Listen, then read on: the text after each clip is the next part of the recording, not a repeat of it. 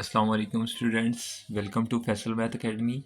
आज हम class 9th national book foundation exercise 1.2 को सॉल्व करेंगे। स्टूडेंट्स, अगर आप एक्सरसाइज 1.1 समझना चाहते हैं तो मेरी पहली वीडियो लाजमी देख लें और फैसल मैथ एकेडमी को सब्सक्राइब कर लें। चलें जी, एक्सरसाइज 1.2 के लिए जो बेसिक कॉन्सेप्ट हैं उनको देख लेते हैं। इस एक्सरसाइज के अंदर दो चीज़ों का जिक्र किया गया है। एक तो आपके क्वेश्चन नंबर 1 के अंदर रेडिकल्स का जिक्र किया गया है और दूसरी चीज़ है आपके पास कि आप रेडिकल्स को सॉल्व कैसे करेंगे। चलिए हम इस रेडिकल्स के जो है ना बेसिक कॉन्सेप्ट समझ लेते हैं। पहले बेसिक कॉन्सेप्ट में आ जाता है जब रेडिकल्स आपका 1525 AD को पहली बार यूज़ किया गया, जो रेडिकल्स उसको लिखा गया है जी अंडर रूट की शेप के अंदर। ठीक है, दूसरी चीज़ आ जाती है रेडिकल्स के अंदर आपके पास दो नाम और आ जाते हैं। एक आ जाता है रेडिकेंड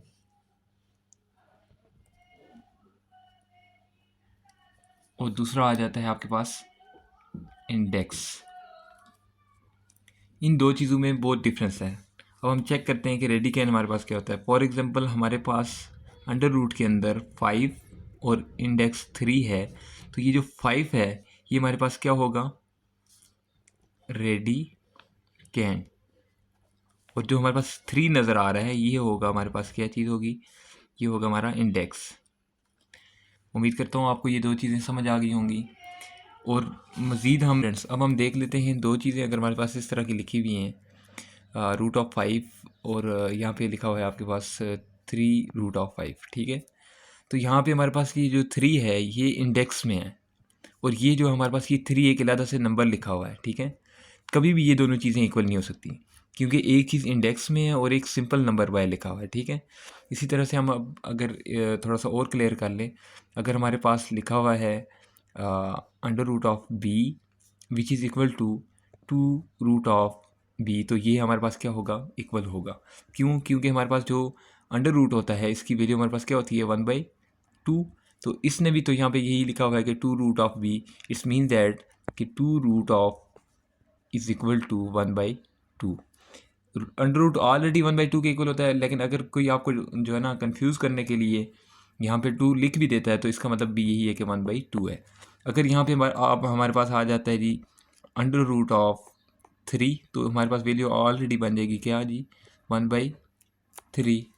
अगर इसी तरह से रूट ऑफ 4 आ जाता है तो हमारे पास वैल्यू बन जाएगी 1/4।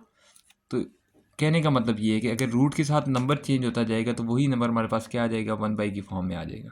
ठीक हो गया स्टूडेंट, अब हम चलते हैं अपने क्वेश्चन की जानिब। ठीक है, क्वेश्चन नंबर 1 जो है हमारे पास उसका पार्ट 1 गिवन है, cube root of 6 dot cube root of 6।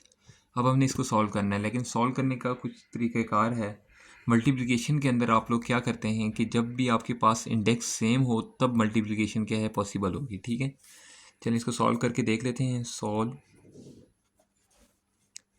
अब मैं यहाँ पे लिखूँगा रूट ऑफ 3, इंडेक्स को मैं एक बार लिख लेता हूँ और अंदर जो मेरे पास नंबर है उनको मैं मल्टीप्लाई कर दूँगा, 6 मल्टीप्लाई बाय 6 कर दूँगा। ठीक है, यहाँ पे मेरे पास आ जाएगा जी रूट ऑफ 3 और ये बन जाएगा 36।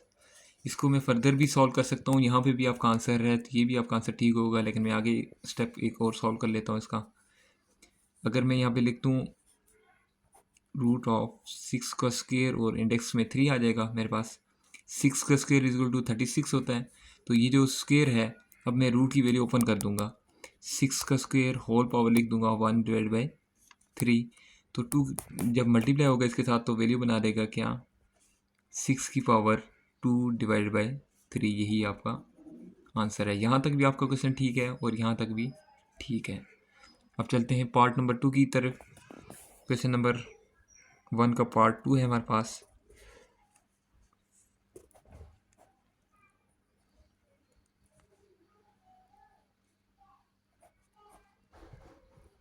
जिसकी इंडेक्स में हमारे पास आ जाता है जी 5 और अंदर वैल्यूज जो है वो डिफरेंट है। अब सॉल्व कर लेते हैं। हमने ये चीज़ पढ़ी हुई है कि हमारे पास अगर इंडेक्स सेम है तो हमारा क्वेश्चन जो है वो पॉसिबल है, हम सॉल्व कर सकते हैं, इसका सोल्यूशन पॉसिबल है। यहाँ पे मैं इसको क्या कर लेता हूँ, इंडेक्स को एक बार लिख लेता हूँ और अंदर वाली वैल्यूज़ को मैं मल्टीप्लाई कर देता हूँ। जी स्टूडेंट, अब हम यहाँ से देख लेते हैं कि 8 4 32 होता है, हमने यहाँ पे लिख दिया। इंडेक्स भी साथ इसका 5 हमने लिख दिया, ठीक है।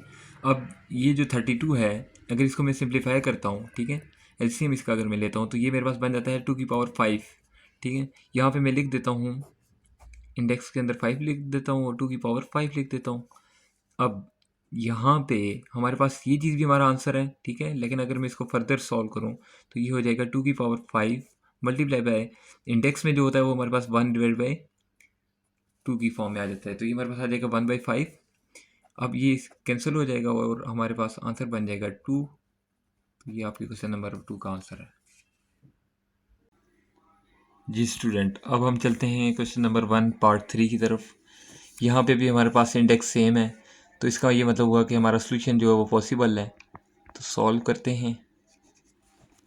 लिख देता हूँ √4 और x का क्यूब आ जाएगा। आपको इस चीज़ का पता है कि जब भी बेसिस सेम होती हैं तो पावर ऐड हो जाती हैं। यहाँ पे हमारे पास x की पावर 1 है, तो मैं यहाँ पे लिख देता हूँ 4x की पावर 1 + 3 हो जाएगा, ठीक है। तो हमारे पास ये बन जाएगा x की पावर 4, इंडेक्स में हमारे पास ऑलरेडी 4 है, तो इसको आगे अगर मज़ीद सॉल्व करें तो x की पावर 4 मल्टीप्लाई बाय 1/4 हो जाएगा। 4 4 से कट जाएगा, हमारे पास x की पावर 1, इसका मतलब है कि हमारे पास x ही आंसर है। जी स्टूडेंट, अब हम चलते हैं क्वेश्चन नंबर पार्ट की तरफ। क्वेश्चन नंबर 1 है जो पार्ट 4 की तरफ चलते हैं। तो हमारे पास आ जाता है √10.3√11। यहाँ पे अगर आप लोग देखें तो आपके पास इंडेक्स जो है इसके साथ क्या है, √10 के साथ इंडेक्स 1 है, ठीक है, डॉट √11 के साथ इंडेक्स क्या है, 3 है।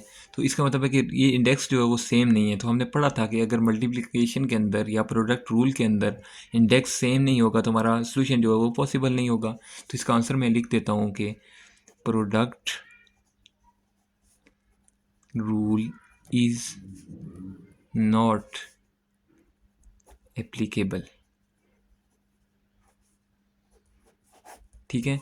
तो ये हमारा जो सोल्यूशन है वो पॉसिबल नहीं है। अब पार्ट नंबर 5 की तरफ चलते हैं।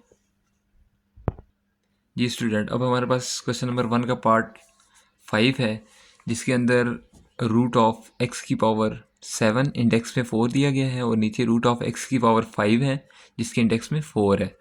तो सॉल्व करते हैं। मेन चीज़ जो देखने की है वो ये है कि हमारे पास जो इंडेक्स है वो सेम है। अगर इंडेक्स सेम होगा तो हम आगे सॉल्व करेंगे इसको। तो हम इसका रूट एक बार लिख लेते हैं, इंडेक्स में 4 लिख लेते हैं और x⁴ डिवाइडेड बाई x⁵ यहाँ पे एक चीज़ समझने की है, अगर हमारे पास डिनोमिनेटर के अंदर जो वैल्यू है वो x की पावर जो है वो पॉजिटिव है तो ऊपर जाके ये क्या हो जाएगी, माइनस की हो जाएगी, नेगेटिव पावर हो जाएगी, ठीक है। तो आगे लिख लेते हैं x⁴ नीचे से जो 5 था प्लस का था ऊपर जाके क्या हो जाएगा, माइनस का हो जाएगा। इंडेक्स में जो हमारा 4 था वो एज इट इज़ लिख देंगे, ठीक है। तो हमारे पास आ जाएगा √(x)⁴ और यहाँ पे इंडेक्स जो है वो 4, यही हमारा आंसर है। आगे अगर इसको मज़ीद सॉल्व करना चाहते हैं तो एक स्टेप में और कर देता हूँ, x⁴ मल्टीप्लाई बाय 1/4, तो ये 2 1 2, 2 2 4 हो जाएगा। हमारे पास आ जाएगा x⁴ 1/2 या आप लिख सकते हैं √(x). जी स्टूडेंट, अब हम चलते हैं क्वेश्चन नंबर 1 पार्ट 6 की तरफ, जिसमें हमारे पास √5000 और इंडेक्स में 3 है डिवाइड बाई 3 और हमारे पास रूट के अंदर क्या वैल्यू है, 5 है। तो इसका आसान तरीका ये है कि आप लोग पहले इस रूट को ख़त्म कर दें और लिख दें 5000 होल पावर लिख दें 1/3 डिवाइडेड बाई 5 की पावर लिख दें 1/3। अब हम इस 5000 का क्या करेंगे, एलसीएम ले लेंगे, ठीक है। एलसीएम लेता हूँ, मेरे पास बनता है 10⁻³ मल्टीप्लाई बाय 5⁻1। अब मैं यहाँ पे इसको अप्लाई कर लेते हैं हम, 10⁻³ मल्टीप्लाई बाय 5⁻1 होल पावर हमारे पास आ जाएगी 1/3 डिवाइडेड बाई 5⁻1/3। अब क्या करेंगे, पावर जो है उसको हम सेपरेट कर लेंगे, ठीक है। 10⁻³ मल्टीप्लाई बाय 1/3 हो जाएगा और हमारे पास मल्टीप्लाई बाय 5⁻1 मल्टीप्लाई बाय 1/3 आ जाएगा डिवाइडेड बाय 5 की पावर हमारे पास जो 1/3 है वो एज इट इज़ लिखेंगे, ठीक है। यहाँ पे 3 3 से कट जाएगा और ऊपर हमारे पास क्या बच जाएगा 10 मल्टीप्लाई बाय 5 की पावर 1/3।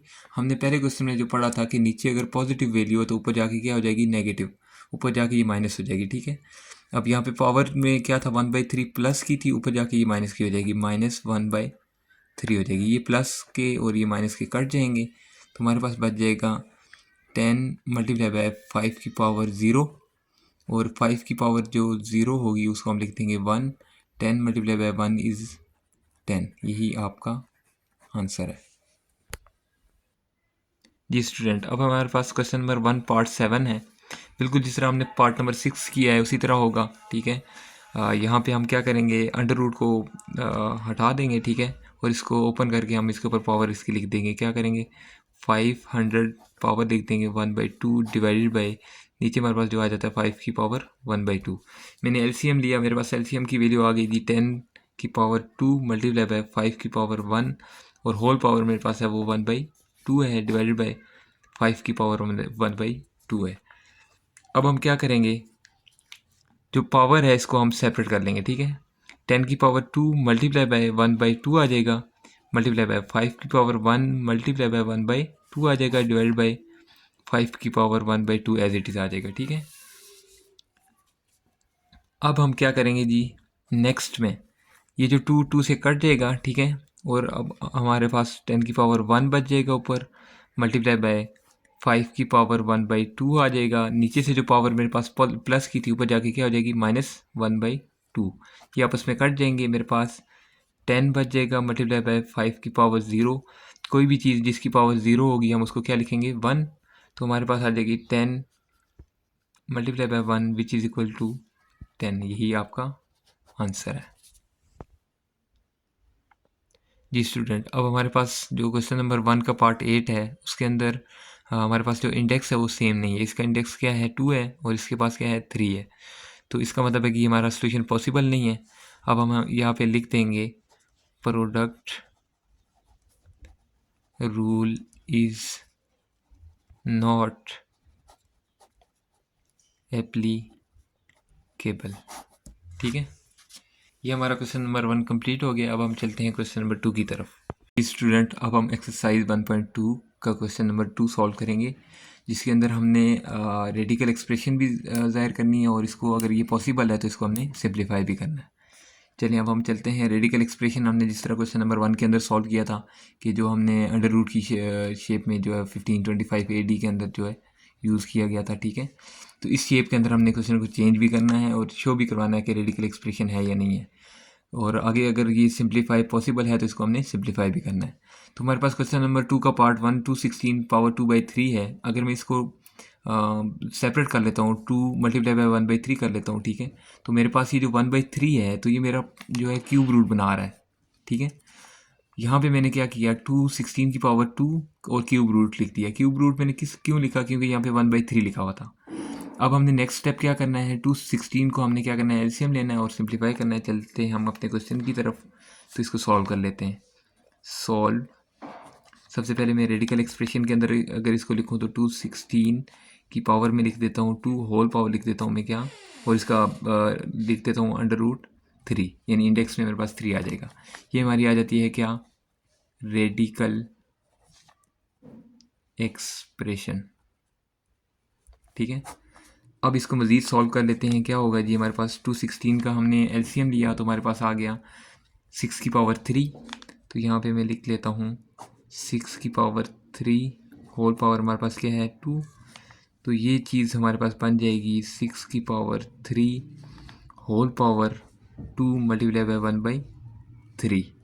ठीक है, अब हमारा नेक्स्ट स्टेप क्या होगा, 6 की पावर जो 3 है वो ऐसे ही लिखेंगे, होल पावर में 2/3 आ जाएगा।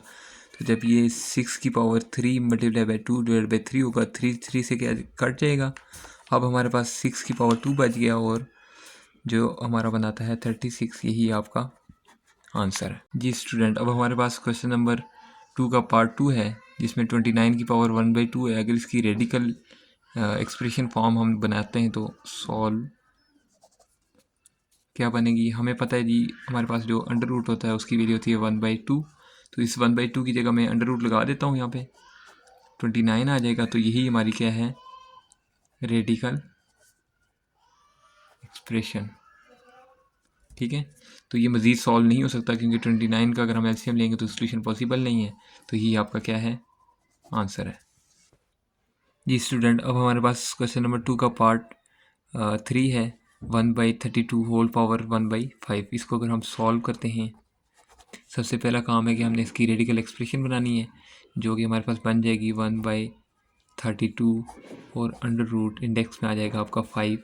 ये है रेडिकल एक्सप्रेशन। ठीक है, ये मज़ीद सॉल्व हो सकता है। कैसे, 32 का अगर हम एलसीएम लेते हैं तो ये हमारे पास बन जाता है 1। सबसे पहले मैं ये ऊपर जो 1 है इसकी पावर लिख देता हूँ 1/5 डिवाइडेड बाई 32 होल पावर लिख देता हूँ 1/5। अब मैं 32 को मज़ीद सॉल्व कर लेता हूँ। ऊपर जो मेरे पास होगा वो 1 डिवाइडेड बाई 1 की पावर 1/5 आ जाएगा। नीचे है हमारे पास 2 मल्टीप्लाई बाई 2 मल्टीप्लाई बाई 2 और ये होल पावर आ जाएगी 1/5। देखा जाए 1 2 3 4 5, 2 की पावर 5 बन रहा है। तो ऊपर मेरे पास 1 डिवाइड बाई 2 की पावर 5 मल्टीप्लाई बाई 1/5, ये चीज़ हमने यहाँ पे लिख दी। ये 5 से कट जाएगा तो 1 डिवाइड बाई 2 ये आपका आंसर आ जाएगा जी स्टूडेंट। अब हमारे पास आ जाता है क्वेश्चन नंबर 2 पार्ट 4। ठीक है, यही क्वेश्चन हमने पॉजिटिव वैल्यू में लेके पॉजिटिव साइन के अंदर हमने सॉल्व किया हुआ है, लेकिन चलिए ये नेगेटिव में आ गया दोबारा, तो हम इसको सॉल्व कर लेते हैं। रेडिकल एक्सप्रेशन हमारे पास आ जाएगी 216 की पावर -2 मल्टीप्लाई बाई 1/3। तो 1/3 हमारे पास जो है √3 के इक्वल होगा, हमने यहाँ पे लिख दिया। तो ये हमारी आ गई रेडिकल एक्सप्रेशन। अब इसको मज़ीद सॉल्व कर लेते हैं।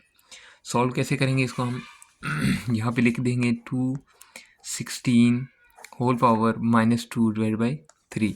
अब ये माइनस की वैल्यू अगर हम इसको डिनोमिनेटर के अंदर लेके जाते हैं तो ये प्लस की हो जाएगी।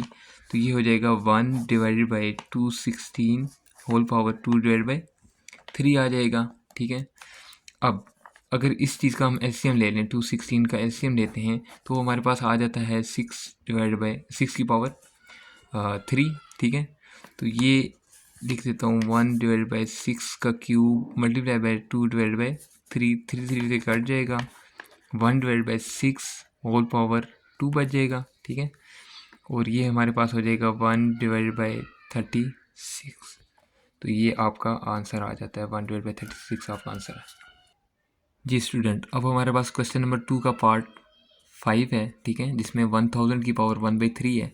तो सिंपल अब हम इसको कर लेते हैं रेडिकल एक्सप्रेशन के अंदर। क्या करेंगे जी, 1000 और रूट के अंदर मैं लिख देता हूँ 3। ये तो आप समझ गए होंगे कि मैंने √3 क्यों लिखा, क्योंकि 1/3 था तो ये हमारे √3 के इक्वल होता है। ठीक है, अब हम इसको मज़ीद सॉल्व करते हैं। अगर तो हमारे पास 1000 को अगर एलसीएम लेते हैं तो 10 की पावर 3 आ जाता है, जो इक्वल होता है 1000 के।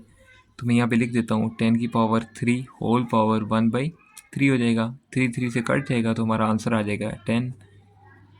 ये सॉल्व हो गया जी स्टूडेंट। अब हमारे पास क्वेश्चन नंबर 2 का पार्ट 6 है, जिसमें 1 डिवाइड बाई 39 होल पावर -1/2 है।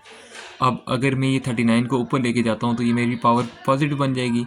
सॉल्व कर लेते हैं इसको। 39 होल पावर हो जाएगी 1/2। तो ये 1/2 किसके इक्वल होता है, अंडर रूट के इक्वल होता है। मैं यहाँ पे लिख देता हूँ √39। यही आपकी क्या है, रेडिकल एक्सप्रेशन है। और ये मज़ीद सॉल्व नहीं हो सकता क्योंकि यहाँ पे 39 है। यही आपका आंसर है।